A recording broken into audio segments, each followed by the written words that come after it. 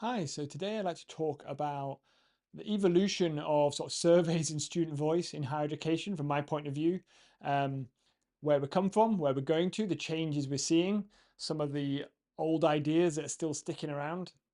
And I want to talk about this because what's important is that we sort of try and capture as best as we can, using the best techniques we have, the student experience and understand what they're going through in order to improve their education, right? Because we can chuck surveys and collect data, but if we do nothing with it, what's the point?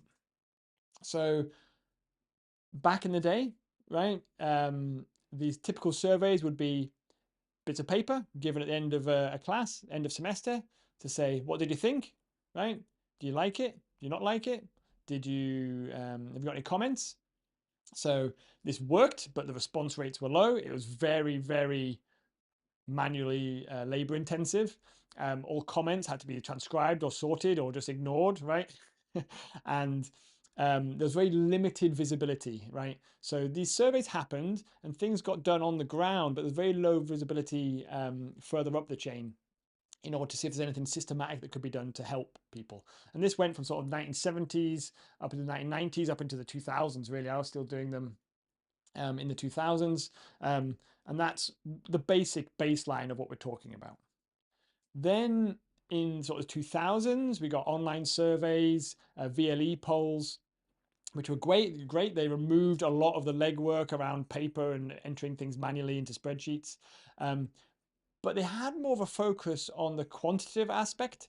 So more and more quantitative questions got put in, more like Likert scale questions, um, which again collected lots of data, but then people found there wasn't much nuance there. There wasn't much actually done with it.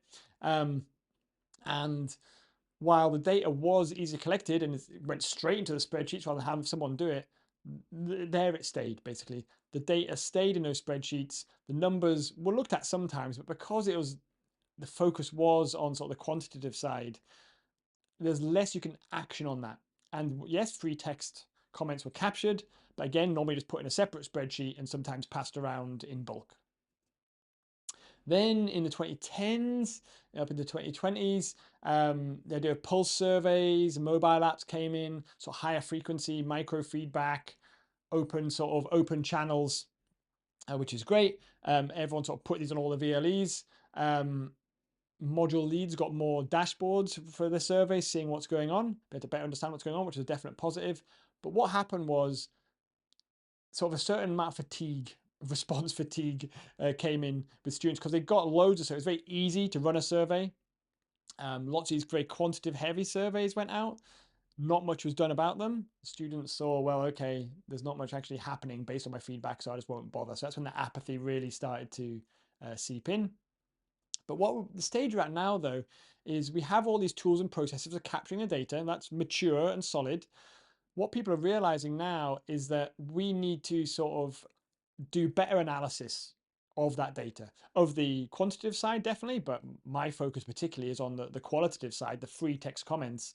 We can have a really sort of robust understanding of the sentiment across all these comments, across all the historical data, look at really sort of rich signals around what students are talking about, the categories, the themes, um, and we can really sort of dive in there and better understand what's going on.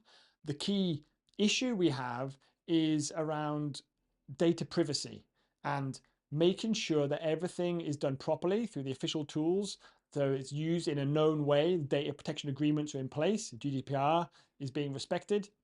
So while there's loads and loads of possibilities from this new sort of era of sort of open text mining, let's say, there are issues too that you've got to be really careful about. Now, what's next?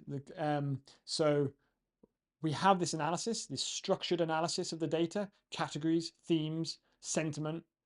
What's next is we can use these sort of modern tools to generate clusters, reports, summaries, right? Which is incredibly useful. We can make the data in the shape required by the different stakeholders in the institution. Okay, if they just want a 2-paragraph summary, fine. If they want a spreadsheet, fine. If they want a big data dump for the Power BI dashboard, fine. We can make these tools to actually give people what they need for their job. And it's really exciting, and it's really building on, okay, it's the same type of surveys, right? But it's actually doing something with the data at scale that really can hopefully enable some real change in education.